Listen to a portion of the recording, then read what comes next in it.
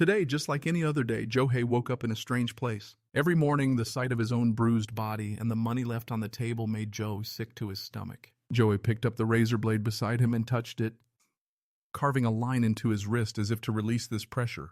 Why did he have to live like this? How much longer did he have to live like this?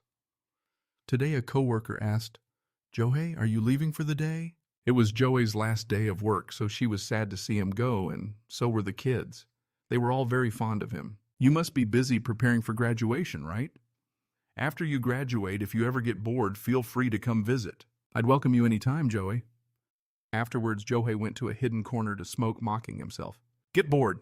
As if I have time for that. I still have to sell my ass. Juggling preparations for my graduation exhibition and earning money." Suddenly, an unknown number called Joey's phone. His heart pounded as he bit his nails. Could it be them? Those bastards? No, it can't be. I already paid them last week. Joey decided to answer. The person on the other end introduced herself as Kim Jisoo, a curator from the Korean gallery. It turned out someone wanted to buy Johei's work even though he'd said the piece that was selected in the competition wasn't for sale. But the person insisted they desperately needed his painting and was willing to pay whatever price Joey named. Joey was stunned. "Any price? You say?" So Joey named his price $3 billion. If it wasn't $3 billion, he wouldn't sell. When the person on the other end hung up, Joey couldn't help but collapse to the ground. But Joey felt he must have been insane. No matter how desperately he needed the money, naming a price like that was just too much. Then just a few seconds later, Johei's phone vibrated. But Johei's eyes widened in utter disbelief. It was a direct deposit of 3 billion won into his account. The moment he saw the money, his mind went blank. He just took off running. He had only one goal in mind: to cut the tangled thread that bound him. There was only one thing to do. He headed for the address of the loan sharks he was indebted to.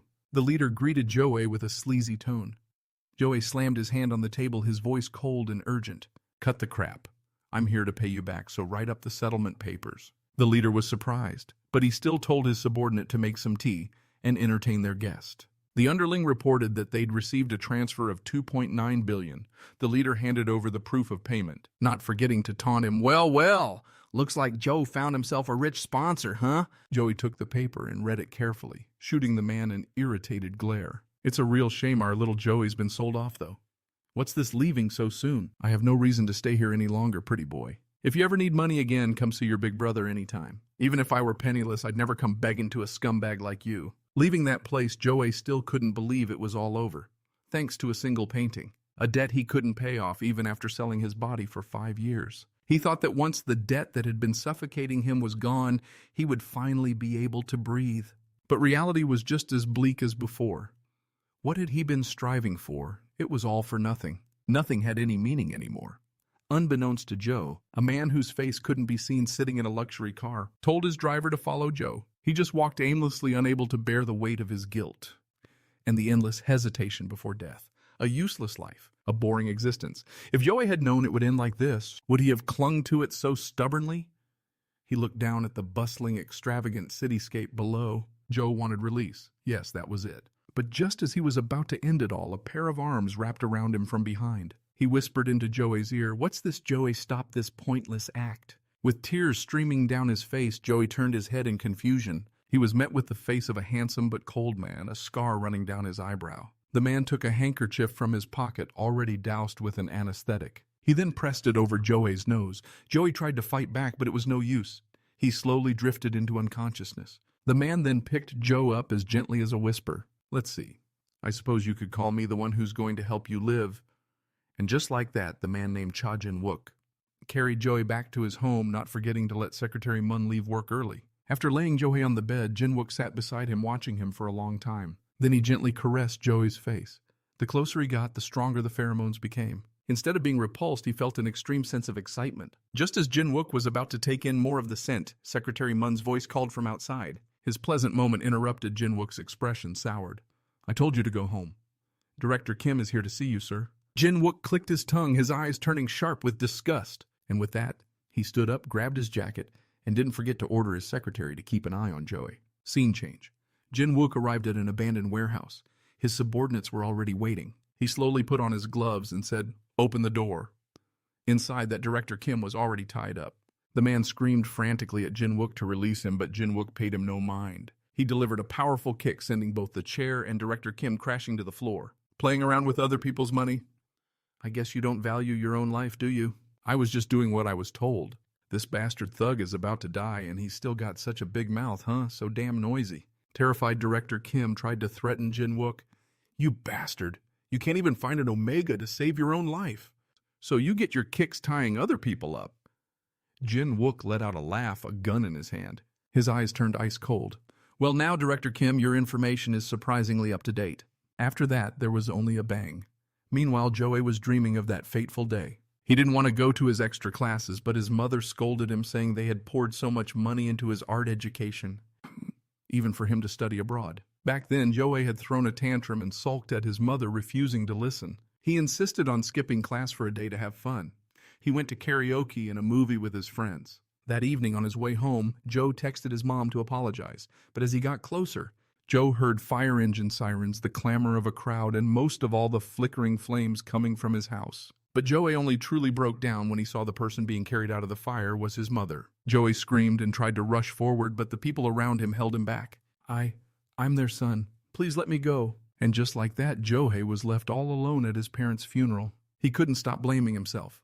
Suddenly a man's voice rang out. So young and all alone, what are we to do? No acquaintances or relatives either. Hey kid, this is the debt you have to pay back for your deadbeat parents. If you don't pay up, you'll end up just like them. Got it. And just like that, Joey's everyday life shattered into pieces, leaving only guilt behind. The debt his parents left behind, he could never pay it off with a normal job. So he had no other choice but to sell his body to those men. In reality, tears had started to fall from Joe's eyes without him even realizing it. Just then, Jinook returned. He wiped away Joey's tear and licked it off his finger. So sweet. Then Jinook chuckled and leaned down to start savoring the scent of Joey's pheromones. He sniffed and then kissed Joey's neck. Seeing Joey moan instinctively, Jinook's eyes darkened. He lifted Joey's shirt. Seeing Joey's body, his own chest began to pound in rhythm. He couldn't help but suckle at his skin as he grew hard. This strange feeling is quite interesting, isn't it? And so with Joey fast asleep, Jinook stared at him intently while he took care of himself. When he was finished, Jinook moved close to Joey's face and whispered, I never thought the day would come when an Omega's pheromones would affect me like this. It's enough to drive a man insane. The next day, Joey awoke from a long sleep, but he remembered his dream from last night. Why did he have to dream about that? Looking around, Joey realized this wasn't his home. Seeing his disheveled clothes, Joe figured he must have sold his body while drunk again. Just as Joey was about to step outside, he was surprised to find Jinook standing behind the door. He crossed his arms and asked casually, Where do you think you're going? Joey didn't answer. He stared at Jinook, then hesitated and took a fearful step back. But Jinook grabbed Joey's hand and pulled him along. No, your place isn't behind this door. Wait. But Jinook had already thrown Joey forcefully onto the bed. Joey shot up, rubbing his wrist and shouting, Why are you treating me like this? You don't remember yesterday. Yesterday, Joe slowly began to remember. He had gone to the rooftop and then someone had kidnapped him. It finally dawned on Joey. Who are you? Why did you kidnap me? Jinook reached out and gently lifted Joey's chin, his voice casual. No, that doesn't matter. All you need to do is spread your legs for me. Joey's heart pounded as he cursed Jinook for being a pervert, but he still tried to stay calm and reply. If I sleep with you, how much will you give me? So all it takes is money? Good. If you serve me obediently, I'll give you what you desire. What you desire. The phrase sounded familiar to Joey, but before he could place it, Jinook was already kissing him aggressively. Joey tried to resist, but it was no use. Only when Jinook pulled away on his own could Joey finally catch his breath.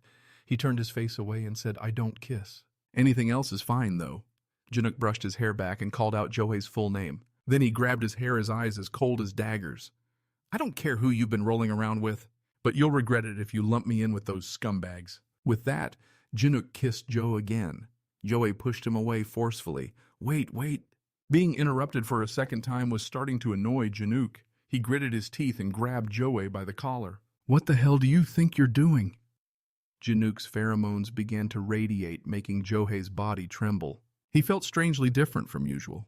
Still, Joey spoke his mind. I don't need the money. Please just stop. I can't do this anymore. I guess it's not happening today. Jinook was so provoked that he burst out laughing. For fuck's sake, don't be ridiculous. You're the one who said you'd do anything for money. What is it? Joey started acting like a proper Omega. This first-time act of yours is really starting to piss me off. Joey, provoked as well, screamed, I'm not acting. I'm not a normal Omega like you think. I told you I can't do it, so let me go. Jinook was so angry he cursed. He grabbed Joey's hands and pinned them forcefully to the bed. Joey struggled. Let me go. I told you I don't want to. Hey, Seo Yohei, have you ever slept with a dominant alpha before? I guess not. There's a reason we're called dominant alphas. What you're feeling right now is normal, so just enjoy it. And after that, Jinook began to devour Joey. Do you have any idea what you smell like? A scent so sweet it's suffocating. And a moment later, Joe suddenly sat up and started soothing Jinook's dick. Ha! Didn't you say you couldn't do it? Joey replied. This place smells so good. It was cool with a rich floral scent, and Joey wanted to enjoy it even more. But Jinook pushed him down and then proceeded to devour Joey completely. Again and again, an exhausted Joey thought, is this place hell? Later, the scene changes to Jinook on the phone with his secretary. He said he wouldn't be coming to the office for the next few days, so she should be vigilant. At the same time, the secretary also reported that the matter with Director Kim had been fully handled. Jinook hung up, stubbed out his cigarette, and walked over to call Joey. But no matter how much he called or shook him, Joey wouldn't wake up. Jinook clicked his tongue. What a pain. Afterward, Jinook called his private doctor to the house.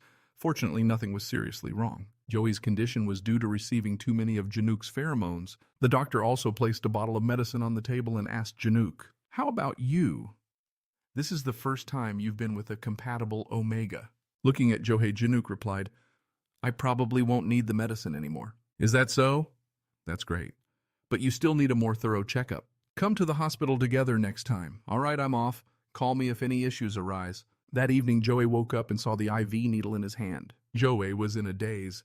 So this is what it's like to be controlled by an alpha's pheromones. This was the first time he couldn't control himself. Then Joey sat up and pulled out the IV needle. I should have just died that day on the rooftop. After that, Joey walked out. Jinook, who was reading the book, looked over at the sound of the door opening. Seeing it was Joey, he clicked his tongue. Come here. Joey obediently walked over. Seeing that Joey's hand was still bleeding, Jinook asked, What are you doing?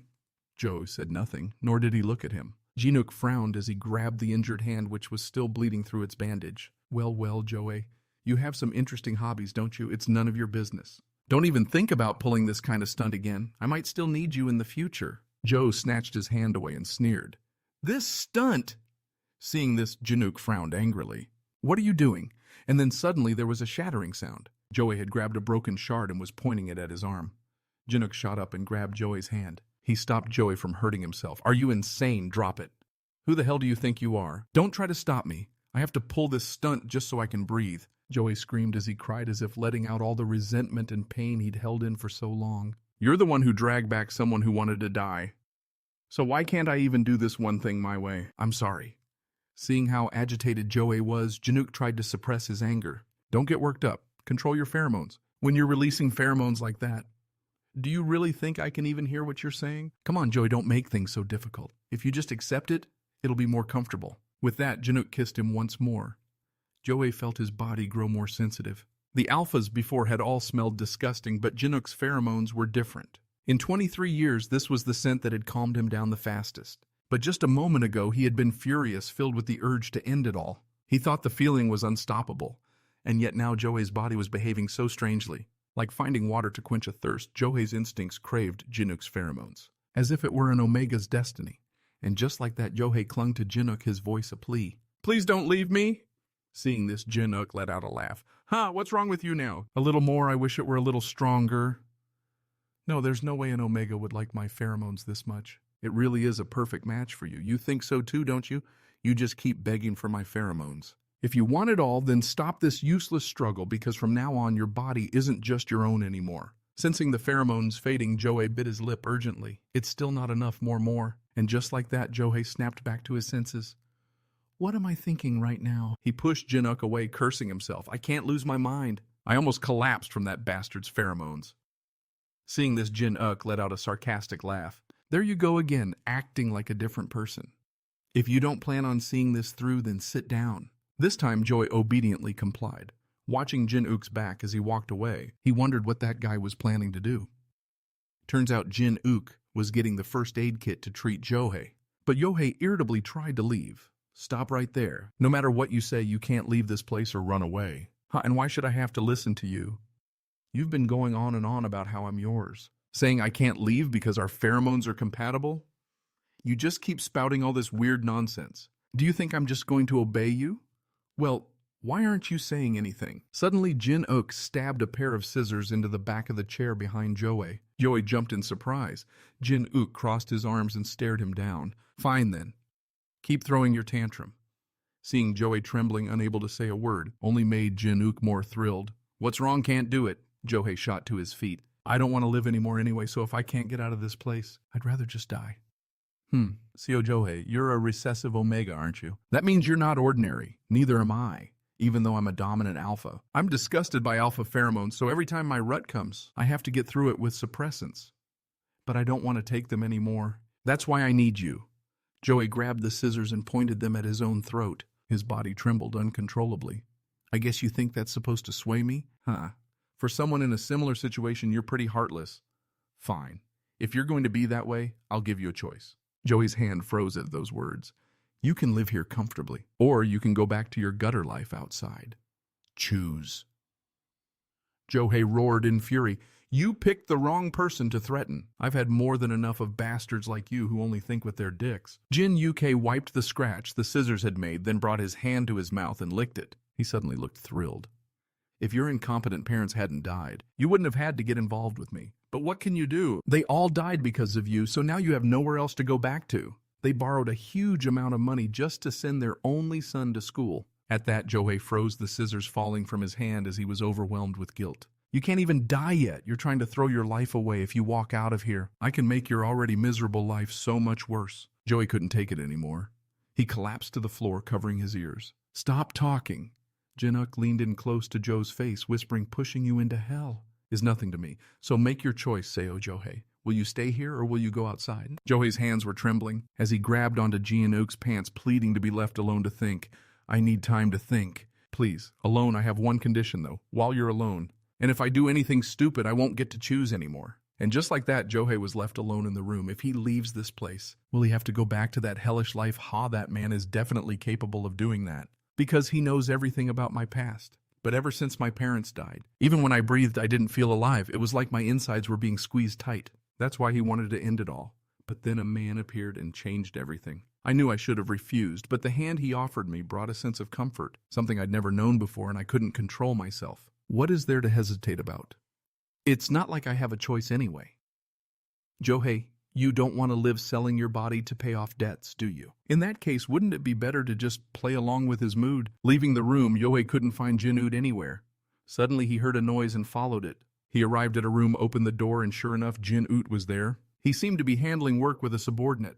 Seeing Joey enter, he hung up and asked calmly, Have you finished thinking? I thought you'd be in your room all day. So what's your decision? Joey walked over and kissed Jin-uk on the lips as his answer. Jin-uk went from surprise to looking like he expected it. Well, Joey, that was the right choice. I won't let you regret this decision.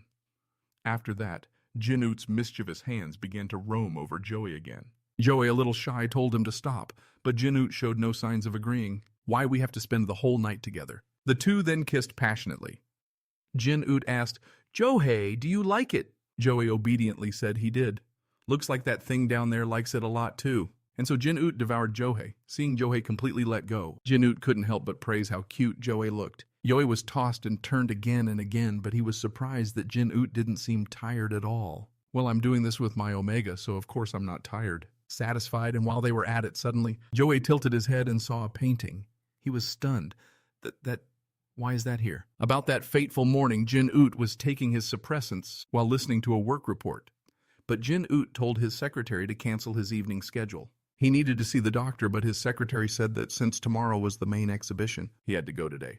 Fine. I'll drop by the hospital for a bit before meeting the chairman. In the afternoon, Jin-uk stopped by the exhibition. The guide repeatedly thanked Jin-uk because thanks to the investment from Jin-uk's company, they were able to meet more talented artists. This competition was for university students, and the winning works would be displayed at the exhibition. Suddenly, while walking past a painting, Jin-uk stopped, making the guide curious. Director Cha, is something wrong?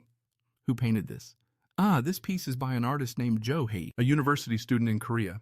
I want to buy this painting before the exhibition begins. Can you help me with that? Well, about that, this piece is under contract to be returned after the exhibition ends. At Jin-uk's insistence, the guide called Joey anyway. At the same time, Jin Oot told his secretary to look up all the information on Johei, down to the smallest detail. Jin Oot then stood there observing the painting with fascination. He moved closer and took a deep breath as if trying to smell any lingering scent. I finally found one, an omega who doesn't disgust me. A moment later, the guide reported back that Johei was demanding 3 billion. 3 billion? What an interesting omega. So just as the author wished, we returned to reality. Joe groggily awoke after fainting from exhaustion. He was now soaking in a bathtub with Jin Wook. Suddenly Joe asked, "What's your name?" "Cha Jin Wook. As for my job, I'm an office worker." "If you're an office worker, does that mean you have a lot of money?" Joe's innocent question made Jin Wook chuckle. "Of course.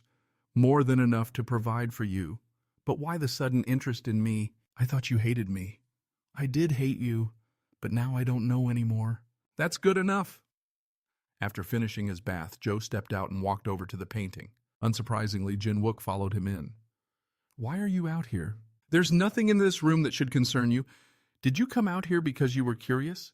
"It's because of the painting hanging on the wall." "Cha Jin Wook, was it you? The one who bought it for 3 billion? Jin Wook looked amused. The artist who painted that picture certainly named an unexpected price. "But what could I do? I've been completely ensnared by his magic. And you from this moment on will never be able to escape me."